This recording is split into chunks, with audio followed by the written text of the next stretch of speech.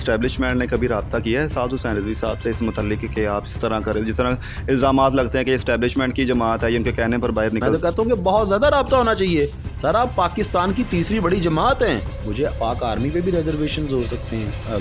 हम उनको सपोर्ट करते हैं, हर तरीके से सपोर्ट करते हैं। मान पार्क में जो होता रहा है उसको ये जिहाद का नाम देते रहे। बेचारे मुसलमानों के बच्चों को इन्होंने पुलिस वालों को मारा है, पीटा है, उन पर पेट्रोल बम गिराए हैं, उसको ये जिहाद का नाम देते रहे हैं। और जो नामूसे रिसालत के लिए निकले उसको ये दहशतगर्द करार देते हैं। सर ये जब इनिशियल डेज थे इस्लाम के, वही सॉरी टू से डेट अगर मैं कभी कोई ऐसी बात गलत कह जाऊँ करूँ, क्योंकि अभी मैं बहुत सारी चीज़ें सीख रहा हूँ। बंदा सारी ज़िंदगी सीखता है as a student of Islam, as a student of law भी हम हर जो वकील भी सारी ज़िंदगी सीखता है। आका सल्लल्लाहु अलैहि वसल्लम के दौर में भी बहुत सारे ऐसे लोग थे कि जो तस्बीहां लेके और दाढ़ियाँ रख के फिर रहे होते थे, लेकिन गद्दार होते थे जी। तो ये वो मैं इनके ऊपर कोई फतवा नहीं लगाना चाहता, क्योंकि मैं इस पोजीशन में नहीं हूँ।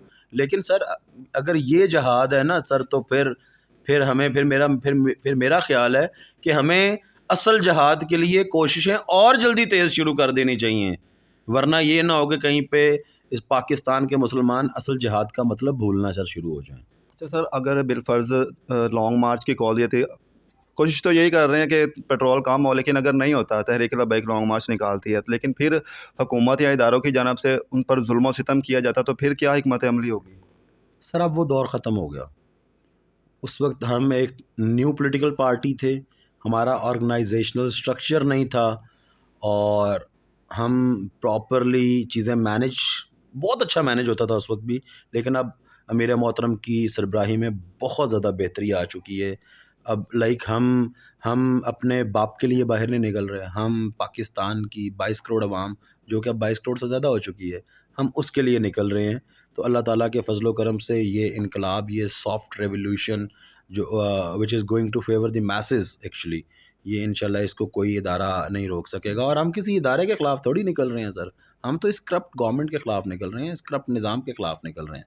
इदारे हमारे हैं, सारे इदारे हमारे हैं। हम किसी सूरत भी सर, मुझे रिज़र्वेशंस हैं, मुझे अदलिया पे रिज़र्वेशंस हैं, मैं बहुत दफ़ा उनको एक्सप्रेस भी करता हूँ रिज़र्वेशंस को।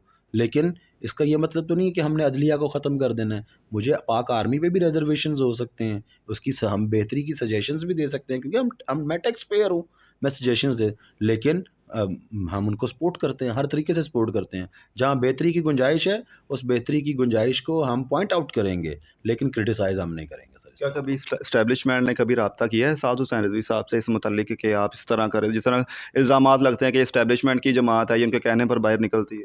सर कौन सी जमात इस्टेब्लिशमेंट की जमात नहीं है? इमरान खान हर रोज़ टीवी पे बैठ के इस्टेब्लिशमेंट की मिन्नतें नहीं कर रहा कि मुझे दोबारा चाबी दे दो। शहबाज शरीफ हर रोज़ नहीं कहता कि मेरे मिसाली ताल्लुकात हैं। इमरान खान जितनी देर गवर्नमेंट में रहा, उतनी देर इमरान खान ने ये नहीं कहा कि मेरे इस्टेब्लिशमेंट से मिसाली ताल्लुकात हैं। इमरान खान का लाहौर में जलसा किसने कामयाब किया? इस्टेब्लिशमेंट ने। इमरान खान की पार्टी को किसने स्टैंड किया? इस्टेब्लिशमेंट ने। कौन इस मुल्क में धांधली करके इमरान खान को गवर्नमेंट में लेके आया? इस्टेब्लिशमेंट। नवाज शरीफ की सियासत कहाँ से स्टार्ट हुई? इस्टेब्लिशमेंट। सर ये सारे ये इस्टेब्लिशमेंट के ये खुद आलाकार हैं ये सारे।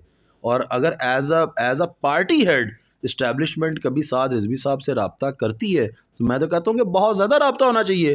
सर आप पाकिस्तान की तीसरी बड़ी जमात हैं, और इस्टेब्लिशमेंट भी पाकिस्तान का जो एक नुमाइंदगी है सर, पाकिस्तान को वो चलाते हैं। तो पाकिस्तान की बड़ी जमात में और पाकिस्तान को चलाने वालों में रब्ता होना कोई बुरी बात नहीं है सर, किसी तरीके से भी। तो मुझे नहीं पता रब्ता होता या नहीं होता, अगर नहीं होता तो ज़रूर होना चाहिए।